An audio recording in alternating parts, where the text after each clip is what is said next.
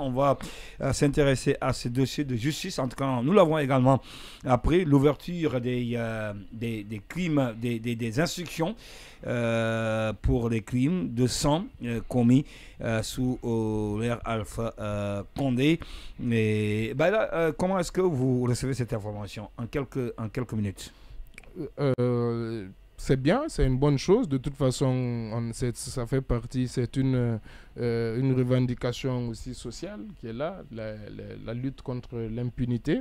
Et il faut constater aussi, parce qu'on le dit souvent, c'est les injonctions de l'alors procureur général, M. Alphonse Charles White, sur justement ces crimes, avait fait beaucoup de bruit. Vous savez, même hier, le président Makanera le rappelait sur notre antenne, parce il avait été justement très choqué de voir son nom et d'autres ministres sur la liste. Il a même plaidé pour les jeunes, notamment Domani Doré et Suleiman Douno. Exactement. Il dit, mais en quoi est-ce que ces deux jeunes peuvent être accusés comme des personnes qui peuvent être à la base ou quand on parle de crimes de sang? Voilà, donc justement, donc ça veut dire, et finalement du coup ces injonctions, on va dire, sont en train certainement de donner effet. Maintenant, attendons de voir ces auditions, qu'est-ce qu'elles vont donner, les enquêtes. En tout cas, c'est un long processus et malheureusement, vous savez, notre histoire est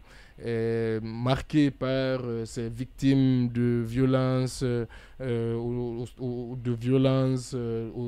cours de manifestations. Et vous savez qu'il y en a tout le temps. Il n'y a pas plus tard qu'il y a, je pense, le jour de la grève générale déclenchée par les syndicats, il y a une semaine. Plus récemment, il y a eu encore deux décès. Donc, de ce côté-là, la justice et les autorités ont vraiment beaucoup de travail.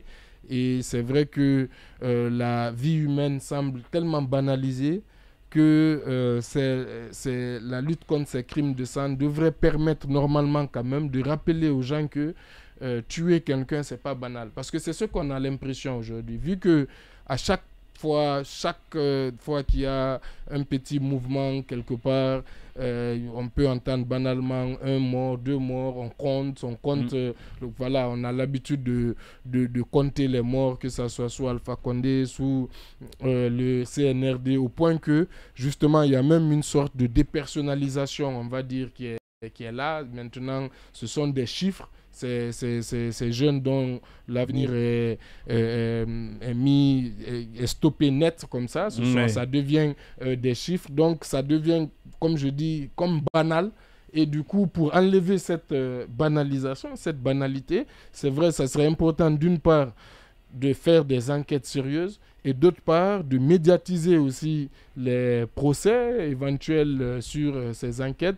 Mais malheureusement aussi, il y a aussi ce côté où on a l'habitude, vous savez, en Guinée, on ouvre beaucoup d'enquêtes, mais on en referme malheureusement aussi pas souvent. Ouais. Et on ouvre, mais on ne ferme jamais. On ne ferme jamais. Donc, on attend de voir. Moi, j'attends de voir que ces instructions débouchent notamment sur des mises en examen, sur des renvois vers des juridictions et en espérant que justice soit faite, ce qui pourra non seulement soulager les familles des victimes, mais aussi surtout dissuader, puisque c'est aussi l'une des fonctions justement de la sanction pénale, qui est la dissuasion pour l'avenir. Oui, Alpha, début des auditions donc, pour les crimes de sang commis sous l'ère Alpha Condé. D'abord, je remercie quand même l'opération, puisqu'elle va essayer de faire une tache d'huile pour que les crimes qui sont en train d'être commis maintenant puissent peut-être pas à leur temps être jugé aussi, puisque déjà la règle étant fixée, il faut rappeler que c'est très pertinent quand même de pouvoir permettre que les gens qui tirent sur les gens pendant les manifestations ne seront pas couverts par l'impunité. C'est très important. Ça, je m'en réjouis énormément. Mais sur l'autre côté, moi, je crains que ce soit quand même une façon de discipliner les gens de l'ex-pouvoir. Pour les dire attention, il ne faut plus qu'ils restent dans le RPG, il faut resserrer les rangs autour du CNRD. En ce moment, on comprend que désormais le RPG doit peut-être à leur entendement disparaître, puisque ceux qui seront inquiétés dans la plupart du temps seront des gens de RPG. Et vous savez, déjà, ils ont déjà assez de problèmes.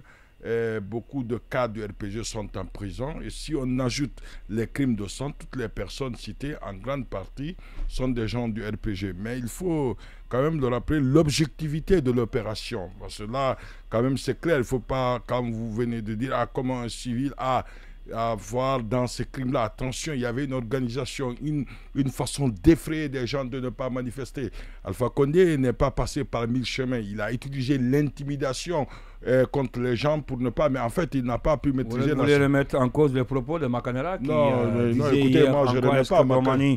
Non, écoutez, c'est pas parce que vous n'êtes pas vu. Il y a des enquêtes qui peuvent bien montrer que les gens là étaient très actifs. Peut-être c'est ça. Moi, je ne dis pas en train. Makanela ne dit rien. Ce qu'il faut éviter dans la vie là, c'est d'écouter Makanela. C'est ça, vous le savez.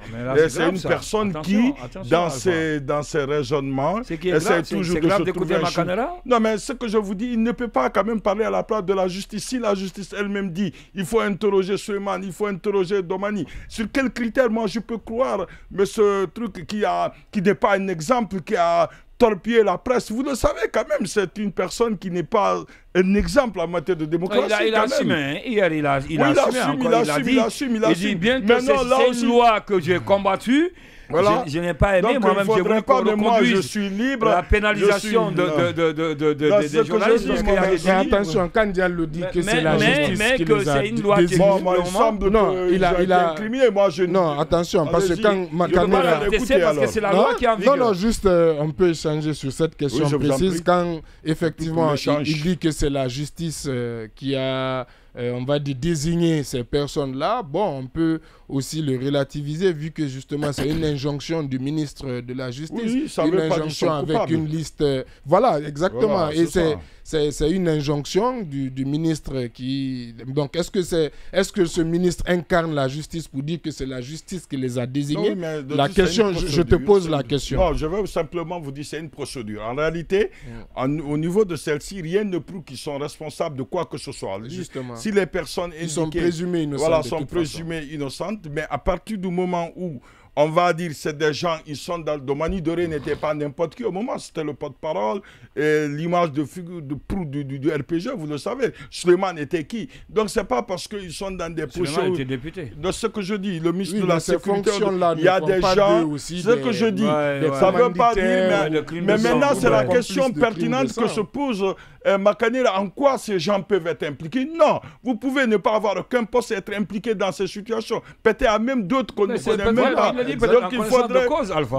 il ne connaît pas plus que la justice. L'injonction, c'est quand même un effort, un travail en amont. Là, je ne suis pas du tout d'accord avec lui. Il sait qu'il a soutenu des situations qui ne sont pas assez correctes. Et aujourd'hui, nous, on ne va pas lui tendre la perche pour dire attention, mais Makanela, tu peux revenir. Non. Quand même, Makanela ne peut pas être un exemple pour nous. Non, sur le plan politique, s'il est impliqué, il n'a qu'à aller se défendre. Sur le plan politique, il existe. Et puis ça, ce sont les électeurs qui oui, c'est justement, je suis d'accord que ce Makanela, il est libre, mais il n'a pas à dire s'il peut parler de lui-même, mais parler des autres, parler des injonctions. On suppose que c'est un travail qui a été bien fourni, bien fait, pour qu'on puisse donner des injonctions là quand même, moi je ne suis pas en train de dire si M. Makanela a fait quoi que ce soit, mais par contre, moi, Makanela n'est pas quelqu'un, je ne prends pas, c'est pas une parole d'évangile. C'est pas sur lui, on parle de ses crimes de sang de façon générale, avec ses auditions j'espère que Makanela n'a rien fait, y compris les autres. Vous disiez, Baïla? Non, je parlais des injonctions. Vous savez, au début de la transition, c'est vrai, moi, quand je voyais une injonction du ministre de la Justice, je me disais, ah oui, c'est quand même le ministre de la Justice. S'il désigne comme ça du doigt certaines personnes et qu'il écrit, qu'il justifie, qu'il argumente et qu'il dit que ceux-ci sont soupçonnés d'être coupables de certains crimes, j'accordais un certain crédit.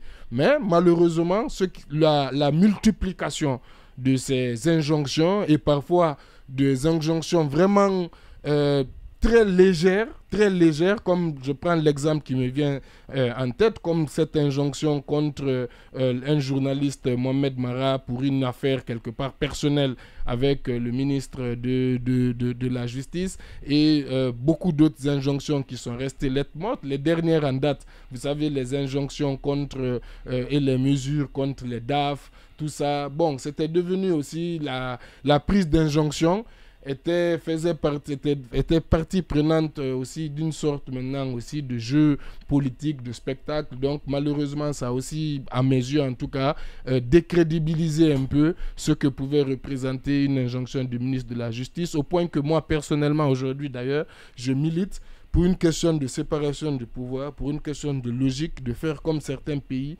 et de purement et simplement enlever au ministre de la Justice cette possibilité d'injonction. Je pense que si le procureur général et le procureur général peut faire des injonctions, le procureur peut ouvrir des enquêtes, je pense que c'est largement suffisant. Pas besoin qu'un membre de l'exécutif puisse quelque part mettre en branle l'action publique. Je trouve que c'est quelque chose qui peut être dangereux. Donc la pratique de ces dernières années nous l'a relevé. Il y a eu beaucoup d'atteintes à la présomption d'innocence. Il faut changer la donne. Ça, c'est au CNT normalement aussi de réfléchir, parce qu'ils sont en charge de la promotion normalement des droits de l'homme, et ils sont en charge de la législation. Et là, on parle du code de procédure pénale, parce que c'est le code de procédure pénale, l'article 37, qui donne ce pouvoir au ministre de la Justice. Normalement, il devrait se saisir de ces questions pour améliorer aussi ce code. Oui, Alpha. Bon, mais je voudrais simplement dire que les gens qui ont été quand même mis dans cette situation, qu'on n'ait pas pour intention de les faire taire. Là, quand même, je m'inquiète de leur liberté. Qui que ce soit, normalement, on ne doit pas aller jusqu'à dans la tanière du RPG pour dire attention, vous ne pouvez plus parler. Il faudrait que le RPG continue à vivre. Tous ceux qui ont des avis qui ne sont pas conformes avec le CNRD ne doivent pas être considérés. Ce n'est pas quand même l'opportunité pour les uns et les autres de faire entrer toutes les personnes qu'on pense qu'ils pourraient un jour s'opposer au CNRD pour dire attention, vous êtes dans les crimes de sang de M. Alpha Condé. Non, moi je ne suis pas d'accord, y compris même pour M. Alpha Condé. Il faudrait que ces droits, qu'il bénéficie de toutes les libertés qui sont inhérentes à sa protection. Là, je tiens aux principes et aux valeurs. Par contre, pour dire quand même, même en France, le ministre de la Justice a le même rôle. Non, il n'a pas le pouvoir d'injonction en France. Vous savez, je vais vous dire que c'est un procureur quand même en France. Seulement, il en fait un usage correct. Il en fait un usage correct. Le ministre de la Justice? Oui, le ministre de la Justice en France, il en fait un usage correct. Et d'ailleurs, en France, vous allez voir, il y a le procureur général ne parle jamais en cas de problème. C'est le procureur de la République. Les gens se laissent les pouvoirs. Sur ce point, comprenons-nous. Le ministre de la Justice en France n'a pas le pouvoir d'injonction individuelle. Il a le pouvoir... Non, ça c'est vous qui le dites. Le code de procédure pénale français ne donne pas, comme le code guinéen, le pouvoir au ministre de la Justice de faire une injonction individuelle. Mais pour la petite histoire, c'est seul M. Salouette qui a utilisé ces éléments. En réalité, cette loi, elle existait depuis toujours, mais les ministres de la Justice ne faisaient pas ça dans le passé. C'est M. Salouette qui, quittant le poste de procureur général, il passe au truc, il se continue toujours procureur. Et donc, en réalité, c'est beaucoup plus la pratique de la loi qui fait un problème que la loi elle-même.